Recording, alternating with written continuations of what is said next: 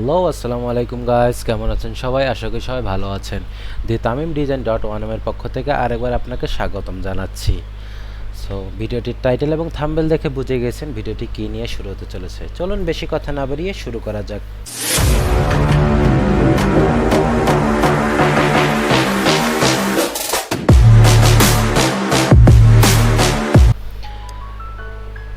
Alright guys, দেখতে পাচ্ছেন যে আমি এখানে একটা স্প্রিংফিল্ডের একটি লোগো নিয়েছি, ঠিক আছে? লোগো বানিয়েছি এবং এখানে আমি মোকআপ করে আপনাদেরকে বসিয়ে দিয়েছি। হ্যাঁ, কিভাবে স্প্রিংয়ের এই লোগোটা তৈরি করবেন এবং কিভাবে এরকম মোকআপ করবেন সেই সম্পর্কে আছে ভিডিওতে জানাবো। সো প্রথমত আপনারা কাজটা ইলাস্ট্রেটরে করবেন, ঠিক আছে? কন্ট্রোল 0, আমি এটাকে ডিলিট করে দিই। দেওয়ার পর স্প্রিংয়ের যে লোগোটা করেছিলাম, এই যে এটা আমার কাছে অরিজিনাল ফাইল। আমি এরকম অনেক ফাইল আছে আমার কাছে, আমি জাস্ট আপনাদের সাথে শেয়ার করছি যে কীভাবে তৈরি করতে হয়। হ্যাঁ, কন্ট্রোল 0 দিয়ে পেজটা ফিট করে নিলাম। নেওয়ার পর এটা আমি বড় করি। বড় করার পর আমি প্রথমে দেখব যে এখানে আমার কোনটা আগে নিলে ভালো হয়, ঠিক আছে? প্রথমে আমি এইটা তৈরি করব, ঠিক আছে? তার জন্য আমি রেক্ট্যাঙ্গুলার টুল নিয়ে রাউন্ড রেক্ট্যাঙ্গুলার টুল ইউজ করব। শিফট অল্টার চেপে অ্যান্ড সমানভাবে বড় করার পর এটাকে আমরা কালো কালার করে দিব, ঠিক আছে? কালো কালার করে দিই। অ্যান্ড দেওয়ার পর এখানে দেওয়ার পর এই যে মাথাটা একটু অল্প একটু গোল হয়েছে এটা। হ্যাঁ, এখন এটা এই কোণা ধরলে সব একসাথে গোল হবে। যদি আপনি ডাবল ক্লিক করে ধরেন তাহলে একটা করে হবে, ঠিক আছে? এটা আর একটু চাপিয়ে দিই, তাহলে সম্পূর্ণটা হবে। হ্যাঁ, এটা দেওয়ার পর এই যে এই এস লেখাটা জাস্ট টাইপ টুল সিলেক্ট করে এস লিখবেন। শিফট এস লেখার পর দেখুন আমি বড় করি, শিফট অল্টার দিয়ে বড় করে নেন।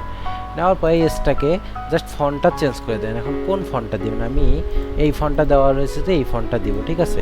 দেওয়ার পর এটা আমি হলুদ কালার করে দেব। এখানে রিয়েল হলুদ কোনটা? এই যে এইটা, ঠিক আছে? এটা রিয়েল হলুদ করে দেওয়ার পর জাস্ট এইভাবে বসিয়ে দেব, মাঝখানে এভাবে বসিয়ে দেব। এখন যদি মনে হয় যে না এসটা একটু বেশি বড় হয়ে গেছে আপনাদের মনে, তখন এবার ছোট করে দিন। সমানভাবে সিলেক্ট করে শিফট অল্টার ধরে এবার ছোট করুন, ঠিক আছে? ছোট করার পর এখানে এই জাস্ট সমান করে বসিয়ে দিন। দেওয়ার পর এইখানে দেখছেন স্প্রিং ফেল্ড, মানে এটা লেখা আলাদা, এখানকার লেখাটা আলাদা। কিভাবে? এটা হচ্ছে এইবার আগে লিখে নেন। আমি লেখার সাইজটা বাড়িয়ে নিই। নেওয়ার পর ব্যাক স্পেস ক্লিক করবেন। এখন আমি প্রিং লিখব, PRING, প্রিং and field, FIELD, field, FIELD। তারপরে সিলেকশন অপশনে যাবেন। যাওয়ার পর এইখানে আসবেন।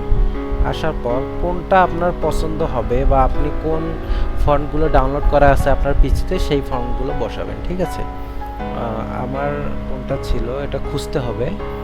এরকম চিকন টাইপের একটু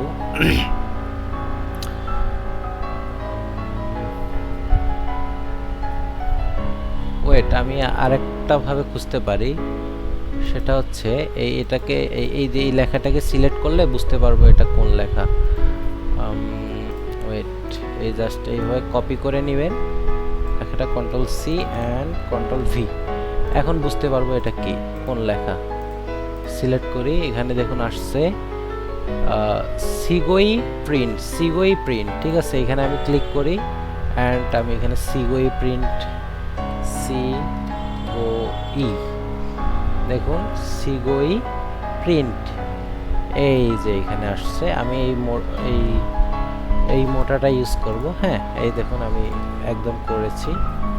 করার পর এটাকে আপনি চেঞ্জ করে দেন। এই যে এই সিলেক্ট ধরে এই যে জাস্ট এইভাবে টাইপ টুল ইউজ করে এইভাবে জাস্ট যতটুকু আপনার লাগবে আপনি যে এখান থেকেও চান চেঞ্জ করতে পারবেন, এখান থেকেও চাইলে। আমি এখান থেকে চেঞ্জ করব। এখন এটাতে আমি কোন স্টকটা কোন ইয়াটা দিব সেটা ধরুন আমি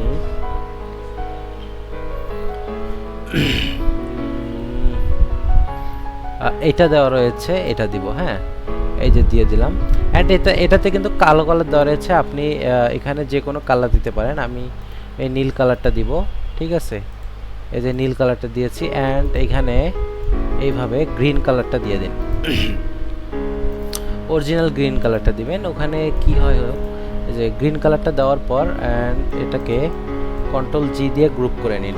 এই দুটো কালো আর এসটাকে কন্ট্রোল জি দিয়ে গ্রুপ করে এটা একদম মানে পরে একদম বসিয়ে দিন, ঠিক আছে। দেওয়ার পর অ্যান্ড এখানে একটা স্টক, এই যে এটা হচ্ছে স্টক টুল, ঠিক আছে। এই যে লাইন স্টেটমেন্ট টুল এখানকে নিয়ে শিফট চেপে জাস্ট এইভাবে এখান থেকে বড় করে দিন। আমি এখানে 3-4 করে দিলাম, না 5 করে দিই, হ্যাঁ। দেওয়ার পর এখানে কালারটা বোঝা যাচ্ছে না, কারণ হচ্ছে এটা সাদার উপর সাদা হয়ে গেছে। এখন বুঝতে পারেন, আমি এখানে করিয়ে দেখাই।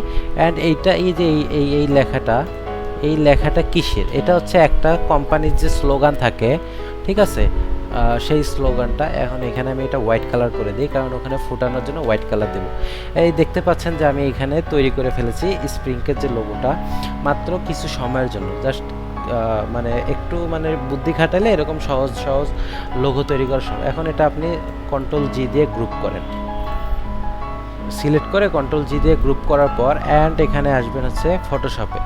আসার পর আমি এটাতে লেয়ার্সে যাব, যাওয়ার পর এই যে লেয়ার্সের এখানে ক্লিক করব অ্যান্ড এটাকে আমি ডিলিট করে দিই।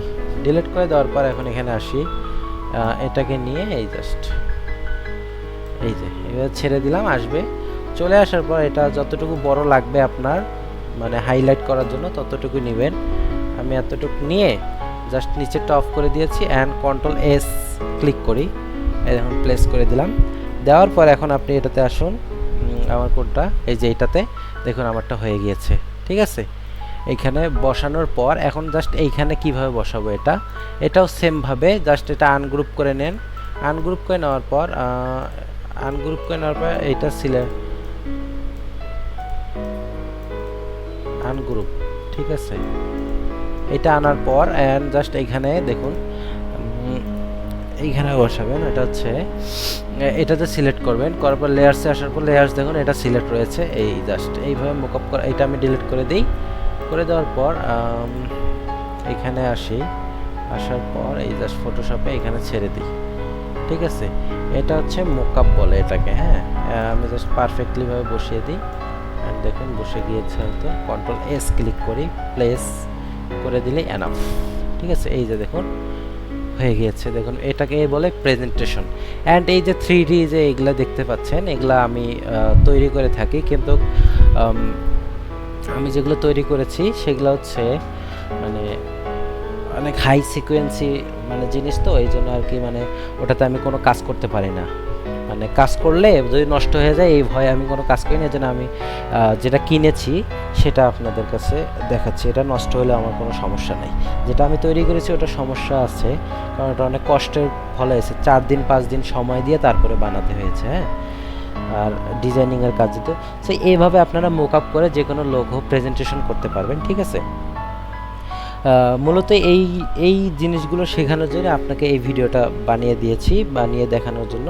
সবাই চ্যানেলটাকে সাবস্ক্রাইব, লাইক, শেয়ার, কমেন্ট করবেন। আজকে এখানে শেষ করব। আসসালামু আলাইকুম গাইস, ভালো থাকবেন সবাই।